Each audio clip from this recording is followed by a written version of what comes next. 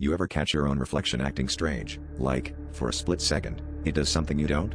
That happened to me in the elevator at my apartment, except it didn't stop there. I always thought those mirrors were just there to make the tiny space feel less claustrophobic. But last week, I stepped in, pressed my floor, and saw myself grinning back, wide and unnatural, even as my own lips stayed still. I chalked it up to stress, until the next night, when my reflection seemed older, bruised, and missing a tooth I definitely still had. Every ride after that, my reflection aged and twisted further.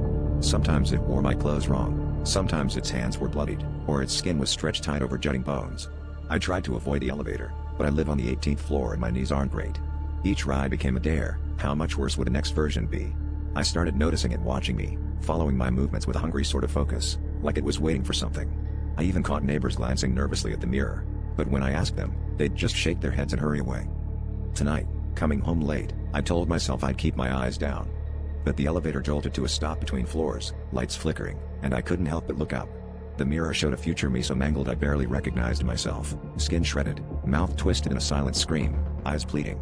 It pressed its palms flat against the glass, trying to warn me, or maybe to break through.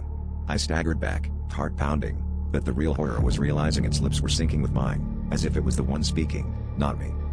Now the elevator's moving again. But I can't tear my gaze away. Every time I blink, the reflection gets closer, more desperate. I don't know what happens when it finally matches me, but I feel it clawing at the edges of my mind, trying to swap places. If you ever see yourself in the mirror mouthing something you can hear, don't look away. Because if you do, you might not be the one who walks out when the doors open.